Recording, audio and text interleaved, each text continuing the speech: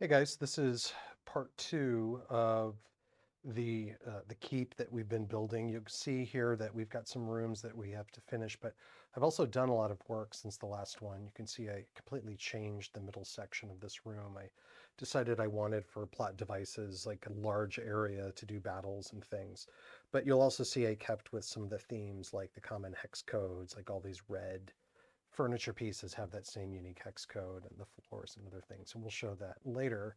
There's going to be kind of two parts of this today. In the first half of this video, we're going to talk about how to actually set furniture in a room.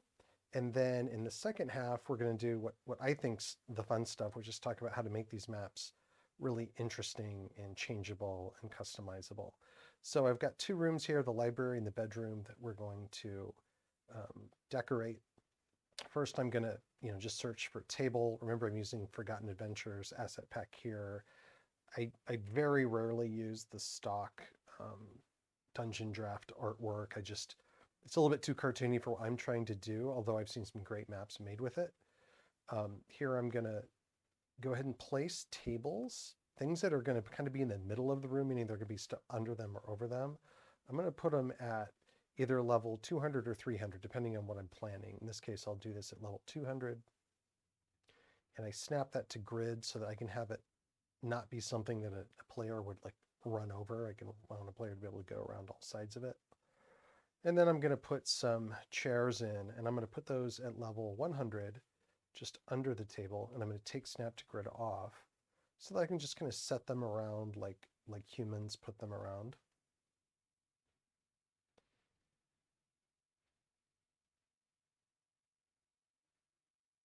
And then I'm going to dress up the table with some things that I think you would find in a table. So you do a search for book. You'll notice I don't use the tags very often. There's a few reasons for that. I find it's just faster to type rather than searching through tags. And another one is there's a bug in the current version of Dungeondraft where if you use tags to search, it can kind of screw up the file and cause some crashes. So it's just another reason to avoid it. You can see I'm finding some books and just putting them with different color schemes.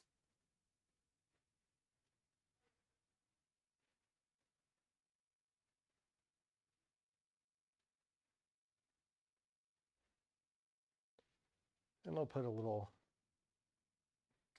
quill down, probably something to see by. And then, as you know, I like to drop the range, increase the intensity, and put a little glow around, um, around light sources that you can see. And then I'm creating a softer light source around here. And now the last thing I'm going to do is I'm going to put shadows underneath these elements. Because if you don't do that, you can see they just sort of look like they're sitting flat or maybe floating above the floor. But if you put shadows under them, it really pulls them into the scene. You can see I even go as far as putting shadows over objects that are really underneath other objects, like those chairs. It may seem like nitpicky, but it's what really makes the difference between a map that is sort of quality and one that the brain is sort of recognizing is not finished. I'm even call this crazy, but I'm even trying to just cast a little shadow from the quilt, from the candle. Something really simple. Most people aren't going to even notice it, but I think that the brain notices it even if you don't, even if you're not conscious of it. Decided I'm going to put a couple of chairs in front of this fire area. It seems like that would be a place for them. Figuring out the right placement.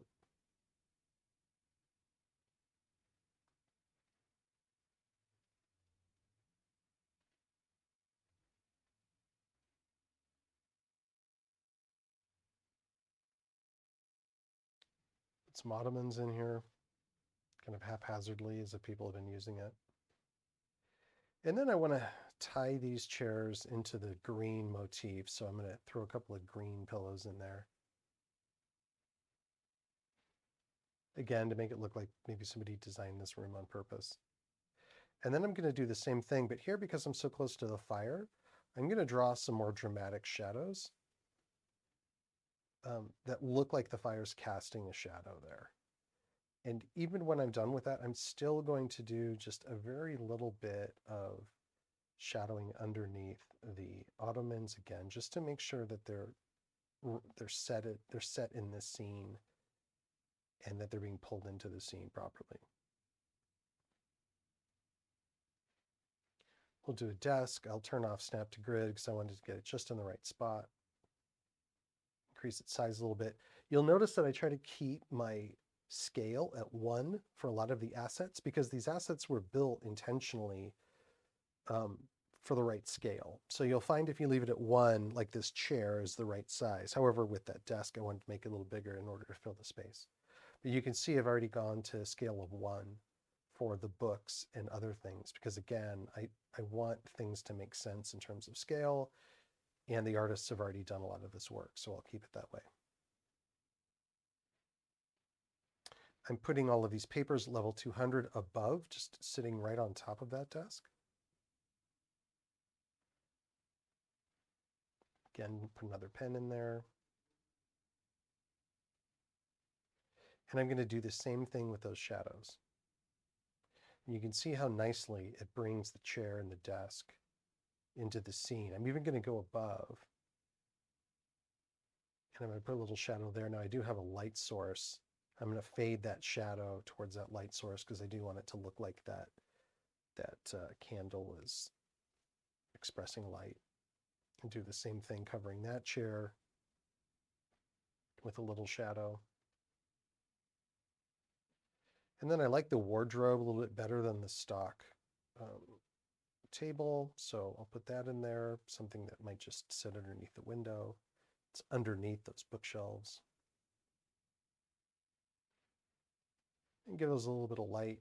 And again, just light up the room. I don't like when light pours out the windows. I know some people like that, but I'll do that when I'm actually deploying this into a VTT, like I use Foundry.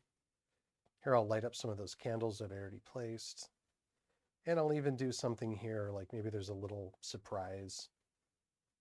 I don't know if it's magic or what, but there's a little orb kind of sitting up there above the shelf.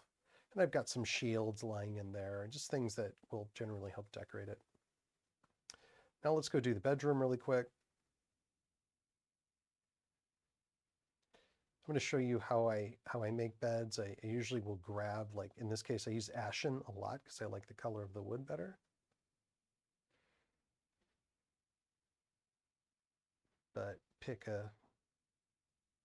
any color I think that the bed would be. And now I'm going to find some benches. This is what I've decided to use for this one is I want it to have a thicker frame, a little bit more substantial. So I'm just going to use a bench as a way of creating that.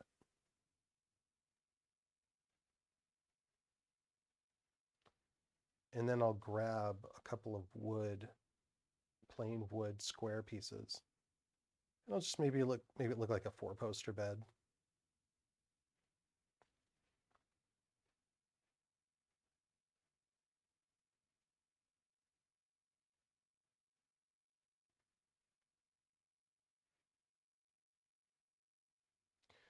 Trying to decide what to do here. I'm thinking maybe a bench, not quite sure yet. I'm going to put on level 1, I'm going to put a chest underneath that bed, put another chest in the corner. I don't really have a concept of a closet here, so there's going to need to be some sort of storage. And I feel like maybe like just a little chair and a table in the corner will work. Throw some playing cards on it. And it feels like maybe somebody's staying here. I've not put a rug or anything in. I could. I've used rugs in other rooms, so I'm going to leave this one bare. And now what I'm doing is showing you a trick I just started doing to make really the effect of paintings. We're looking straight down, so you wouldn't actually see a painting from our angle, but I do want to show that there's paintings on the wall.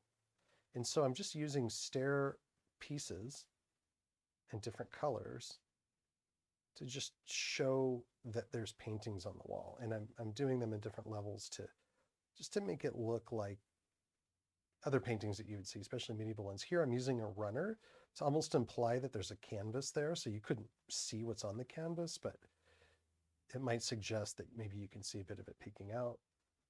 And then just to really dress this one up and make it look medieval, I'm putting some interesting sort of finishes on it.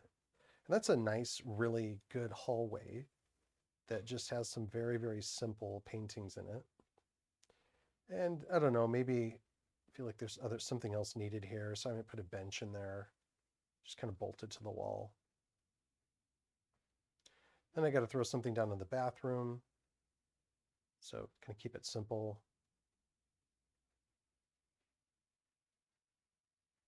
A tub and a sink. Maybe put a table next to it. And maybe there's just a couple of candles sitting on that table. And now I'm going to go and do that same thing with the shadows. Again, just pulling everything into the room.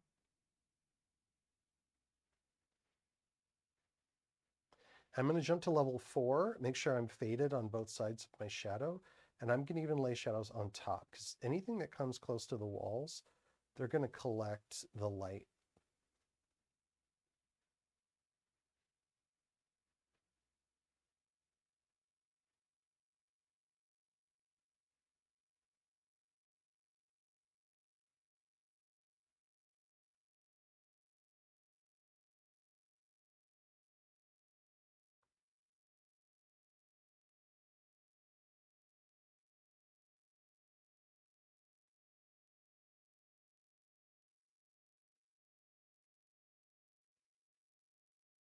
There we go, decrease my size there. And now if I darkened this room because of the lights I just placed, even though I don't see them well now, they'd show up really well later. I'm even going to go as far as to make these posters look like they're rising up.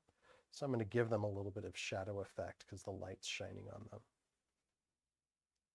And now when you look at this, it really does look like a 4-poster bed. I'm even going to slightly obscure that chest under there. And that feels pretty good. I did want to show you this. I had built one banister and I wanted to build another one. I just wanted to show you just building a custom banister, what the process looks like. I grabbed the hex code from that first banister, made sure I had the right assets, and now I'm going to attempt to approximate that same shape. And in Dungeondraft, if you hold down Shift and click when you're making lines, you can drag that line out in what's called a spline. And you can make really nice curves really easily. And I'm snapping to grid for most of this. So there I'm at level 300. I'm going to change the direction of the tile by 45%. And then I'm going to add some of these metal stair elements. I've just got to find the same ones that I used in the last one. So I'm trying to get the size right and the right asset. And then I'm going to put them at the proper level so that they're sitting on top of my banister there. And this is all just to try to invent elements that I can't necessarily find in the library.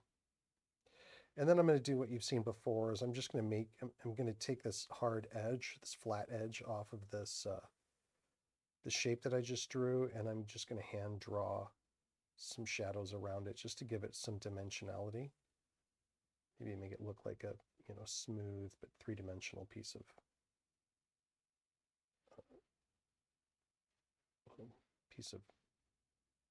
hard equipment.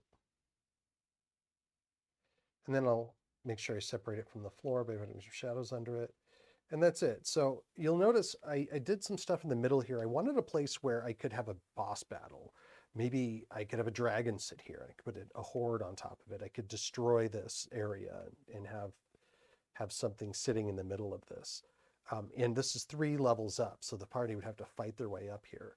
But you'll notice it's a big empty space, and I didn't want it to be just one big flat piece of floor. So I used, you know, a bunch of different colored tiles in order to create this. And I'm just showing you how I use the spline tool to be able to create these oval effects. In this case, I just used a really ugly alternating tile.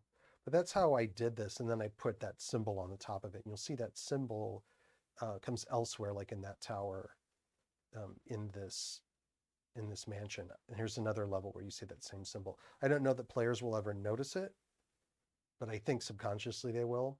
And you'll see we're looking through other parts of the tower, of the keep now. I'm just showing you how I built things, you know. There's another bed with a different sort of motif. You know, I'm using a bunch of different elements to, you know, to build out the rest of this.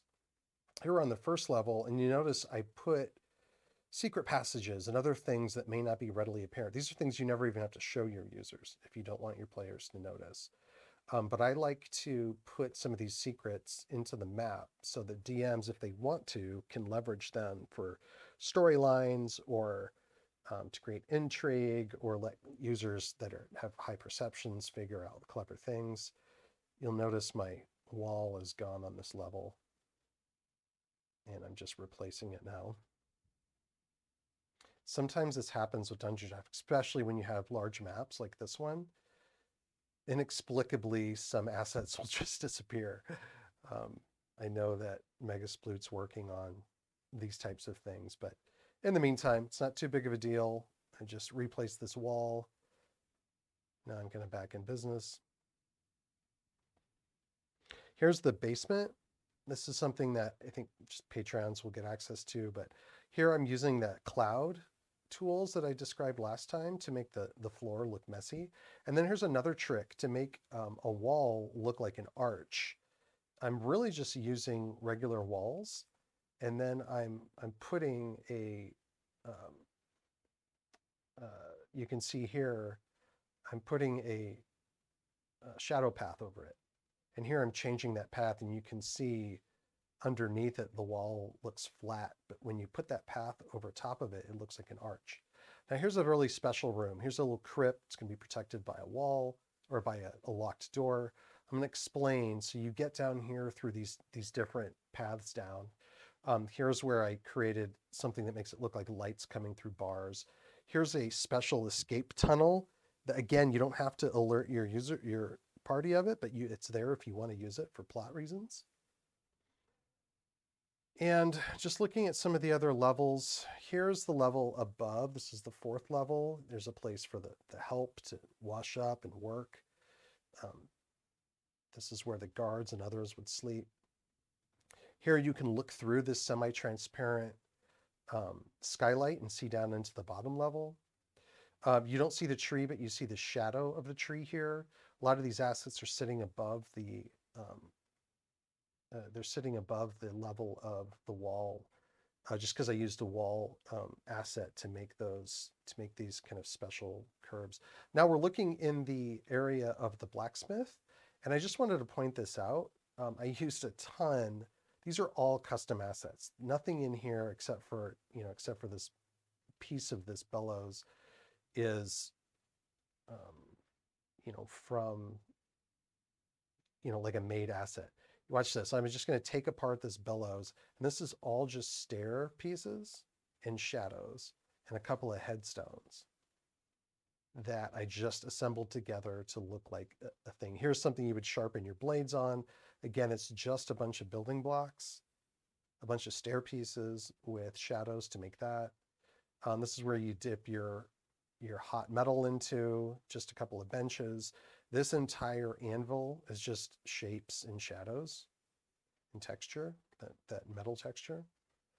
And so I just want to give you an idea of like how much you can do creating custom stuff. Here's where the captain of the guard would sleep, and you'll notice there's a bunch of ladders leading up. These are all things that your characters may or may not notice. Here's the tower.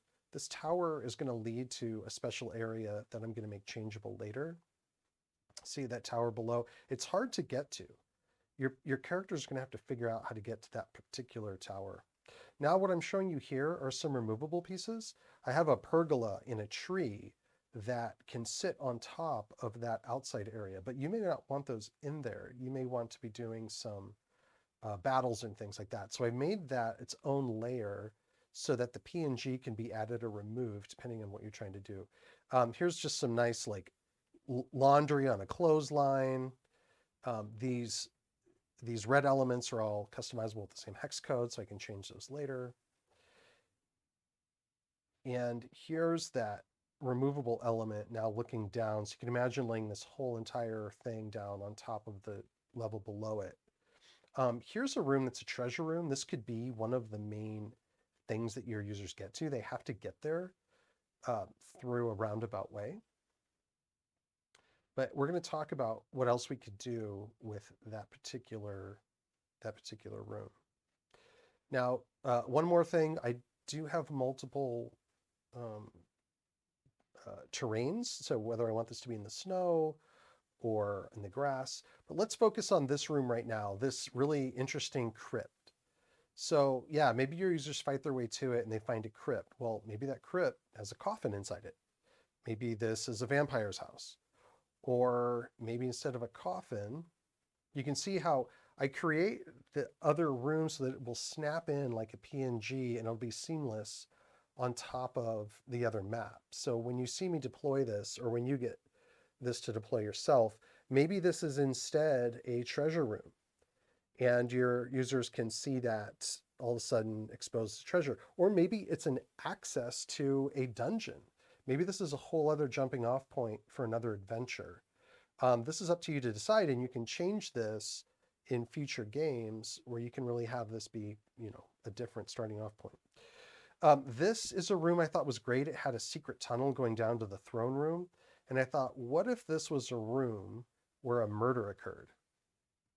And so I recreated this room on its own layer. And you can see now it's kind of snapped on top of the layer it was supposed to be on. And I've got a bunch of different elements here. I do notice here that it's not quite snappable because I didn't cover it with the wall tool. So I'm going to go here really quickly and just add the wall overlay like you would expect to see. I'm getting my custom hex code, and then I'm going and I'm drawing that. I'm drawing that wall overlay.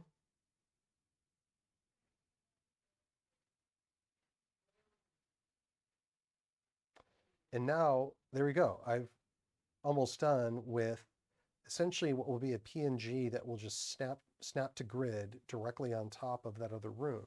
And so now you can have a murder. Here I've got blood, I've got a bunch of custom elements. This stain is actually supposed to be blood. I noticed I didn't grab the right asset, so I'll type in blood. I'll scan down here, grab the right one, I'll kind of resize it. There's a lot of custom materials in here. Notice I made it look like the chest was open. Maybe there was something in it. These are just blankets colored different colors. Even the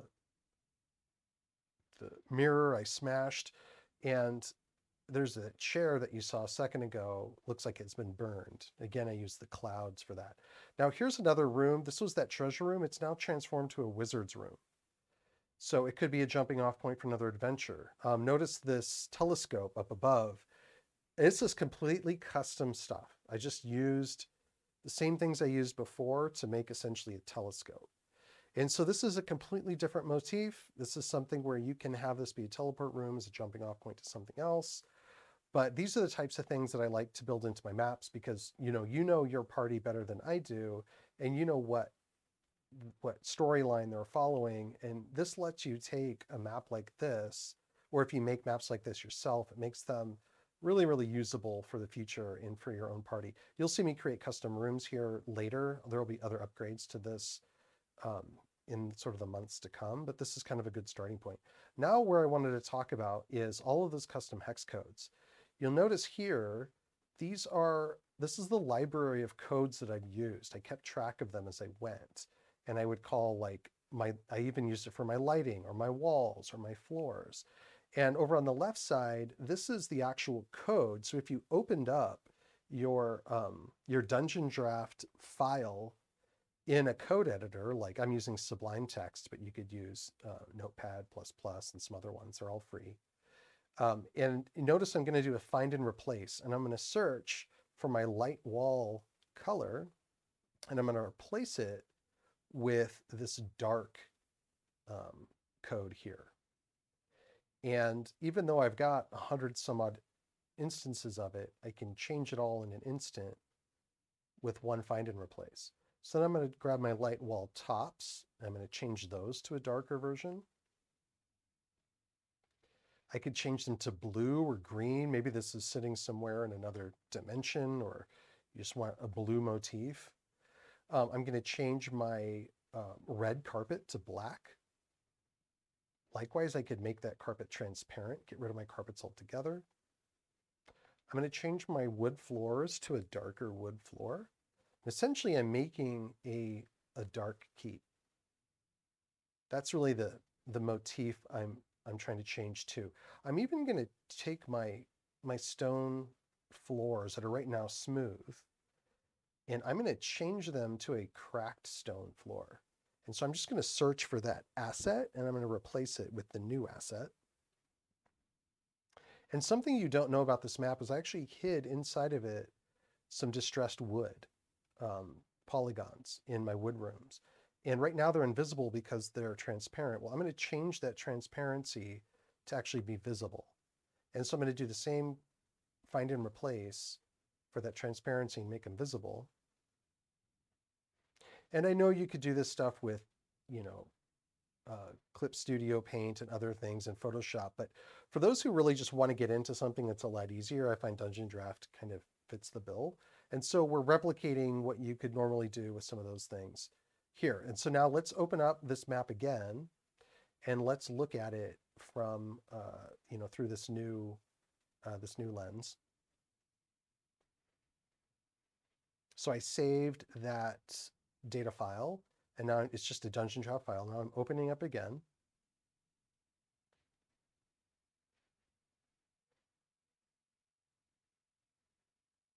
Give it a second to load all the assets. And now here's our new dark keep. I'll go to the first floors. Remember, this was all light. Now it's really dark. Really interesting. Notice the distressed wood. This is something where, this is the starting point for where I could come in and take all the furnishings out and put a bunch of rubble and spider webs in there. And this could be something that your players go through and clear out as a dungeon. Maybe they reclaim this as their base once they do that, and you can transform it later. But notice this cracked floor now. It just really changes the whole motif of the keep. This would be something where I could now change the interior of this room, and it would be a great place for a dragon to be guarding his hoard. You notice all the damaged wood. I could take those carpets out again with a keystroke, or I can just take them out manually. But this is an example of how you can take an asset you've worked really hard on and make it usable in a lot of different ways. Even all of the extra rooms all take on the same, color changes. So that's basically it. I hope you guys enjoyed it. I hope you look forward to this map coming out. A bunch of these levels, a bunch of this map's going to be free for everybody. And I'll put out different motifs of it. My patrons will get the entire thing and a lot of the customizations. But I don't know if this was helpful for you guys. Hopefully it was. But this is the kind of maps that I like to produce. If you want to see more of this type of video, or if you want to see more of like the behind the scenes of some of the maps that I'm building, by all means, like either leave comments, or you can hit me up on Discord or on my Patreon. I'll link to both of those in the comments. But yeah, hopefully you guys enjoyed this, and I'll hopefully see you around.